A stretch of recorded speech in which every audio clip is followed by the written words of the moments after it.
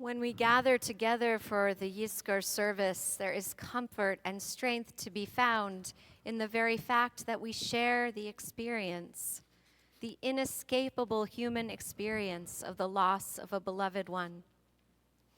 Mourning and then the grief that we carry with us as we move through life after loss can feel lonely, because the grief we hold is as unique as the person for whom we are grieving, and as unique as the relationship we shared with that person.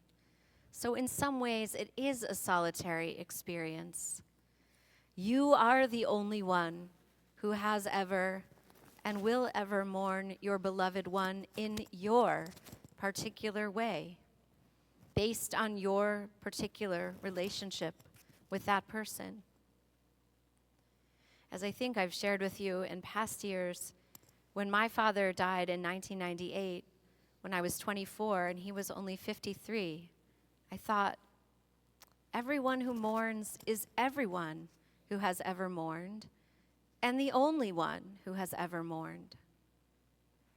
As I have had the blessing and honor of accompanying so many people through their own experiences of mourning and grief over 20 years in my rabbinic role, this truth has only become deeper for me. Every loss is unique as the timbre of their voice, as unique as the way the light bounced off their pupils and shaded their pigment, as unique as their birthmarks, as their scent, as their smile, as unique as their scars, the sound of their laugh, the shape and feel of their hands, as unique as their posture, their gait, their passions and talents, the way they thought about things, and the way they saw the world. Jewish tradition honors the singularity of every loss as emphatically as it honors the singularity of every human being. And our tradition also honors the importance of being in community throughout our time of mourning, and on the occasions on which we come together in our shared experience, such as a Yizkor service. I believe that Jewish rituals of mourning are a precious gift, so deeply attuned to the needs of a person who is in the immediate wake of a loss or is living with their loss integrated into their being. Every one of us has the loss of our beloveds woven in to who we are. Loss is not something we get over.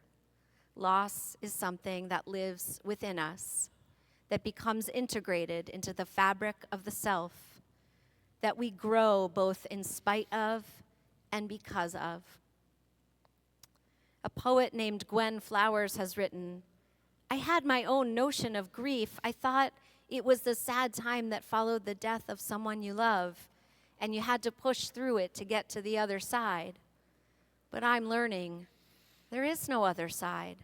There's no pushing through, but rather there is absorption, adjustment, acceptance, and grief is not something you complete, but rather you endure.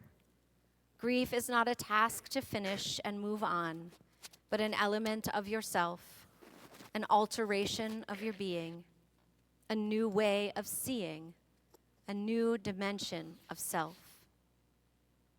So we are meant to be in community as we mourn, not only in community with other mourners, but also in our broader community. That's why our tradition asks us to sit Shiva following the death of a close loved one, a time when simple presence is primary. We are to be enfolded in the presence of our community. We feel untethered from the world when we are mourning because our world has fundamentally changed. The world has fundamentally changed because every unique soul brings its own unique light into this world. Our tradition understands that though loss is woven into us always, on the particular occasions when we pause to remember on a yard site or at a Yizkor service, we need to be amidst community to hold us and to help us hold our grief. All of us present here today know that loss can feel raw and recent, even when it took place many years ago. That time truly has none of its traditional meanings when it comes to grief and mourning. There's no correct timeline, so our tradition offers us guideposts along the way. The initial days between death and burial, a liminal time in which we're completely disoriented and shocked, no matter whether it is a sudden or expected loss, a tragic loss, or a loss after a long life. The 7 days following burial, Shiva, and then the initial 30 days, and then the initial year of mourning, when we are to say mourner's Kaddish, to rise and be recognized as mourners, and then the yahrzeits, the anniversaries, or the life occasions that bring our grief back to us more powerfully, perhaps our loved one's birthday, or a wedding anniversary, or a holiday. We, with our hearts that have been broken by loss of a beloved one, we come together today to honor these beloveds and to stand by each other as we are present with our grief. And we come to our spiritual home to remember that we are held up by a tradition and a community that transcends our individual experience, and that is also here to hold us and to help us hold what we are holding. The traditional words of comfort in our tradition are, Hamakom yinachem etchem betoch sha'ar avlei Tzion v'Yerushalayim. May God, here named as the Makom, the place, comfort you among the mourners of Zion and Jerusalem, to remind us that we're not alone. We stand alongside others today and in the past who have mourned and will mourn.